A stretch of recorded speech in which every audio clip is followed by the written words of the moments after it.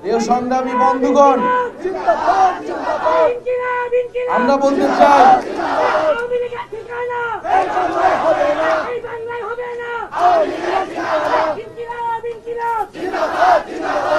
দেশ গড়তে জুলাই পদযাত্রা। আমরা এই পদযাত্রার নাম দিচ্ছি দেশ গড়তে।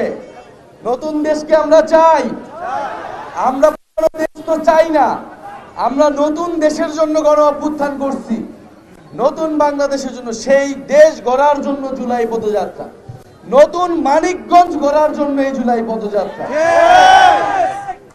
প্রিয় সংগ্রামী বন্ধুগণ, গত 16 বছর আমার ভাইরা বোনেরা এই মানিকগঞ্জের সাধারণ জনগণ নির্যাতিত হয়েছে নানাভাবে। সন্ত্রাসীদের দ্বারা নির্যাতিত হয়েছেন, পুলিশ প্রশাসনের দ্বারা নির্যাতিত হয়েছেন, আমার আলেম ভাইরা নির্যাতিত হয়েছেন, তাদের ধর্মীয় পরিচয়ের কারণে নির্যাতিত হয়েছেন। ইসলাম বিদ্বেষ হয়েছে এই রাষ্ট্রে। ইসলামের পক্ষে দাঁড়ালেই তার বিরুদ্ধে জঙ্গি ট্যাগ দেওয়া হয়েছে, মৌলবাদী ট্যাগ দেওয়া হয়েছে।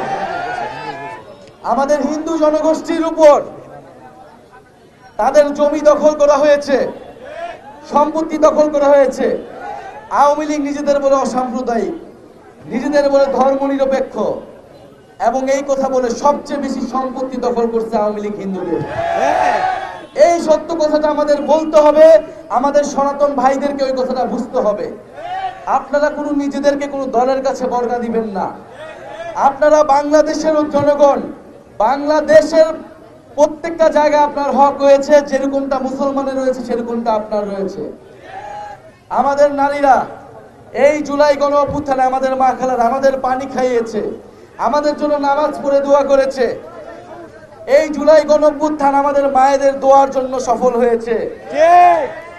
সেই মায়েরা আমরা জানি আমাদের সাথে আছে, জাতীয় নাগরিক পার্টির সাথে আছে। সেই সকল বোনেরা, আমাদের সেই বোনেরা, আমাদের সেই নারীরা বাংলাদেশকে পথ দেখাবে আমরা বিশ্বাস করি। আমরা বিশ্বাস করি আমাদের যে শ্রমিক ভাইয়েরা, আমাদের যে পথ শিশুরা রাজপথে নেমেছিল, তারা বাংলাদেশকে পথ দেখাবে।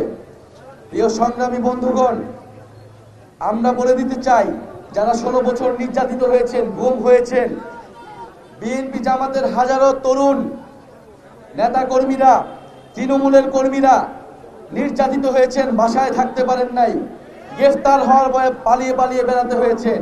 সেই সকল কর্মীরা আমাদের ভাই। আমরা আপনার জন্য নতুন বাংলাদেশ গড়তে চাই।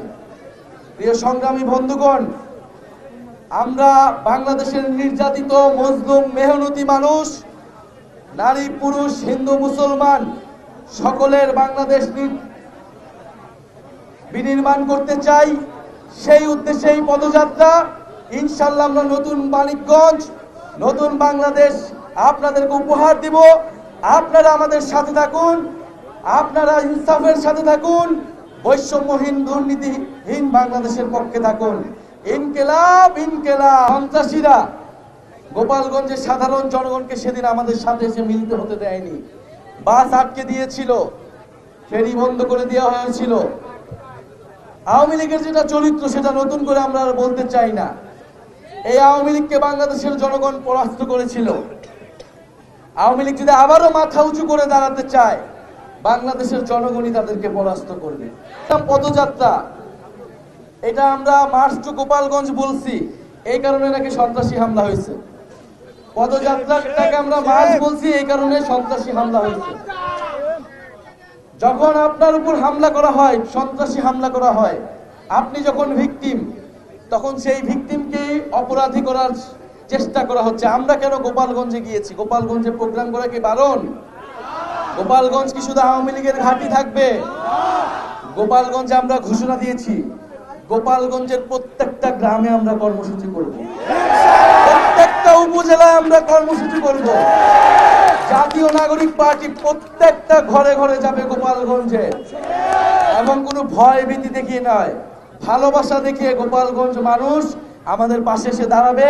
সেদিনও দাঁড়িয়েছিল, আমরা এটা বিশ্বাস করি।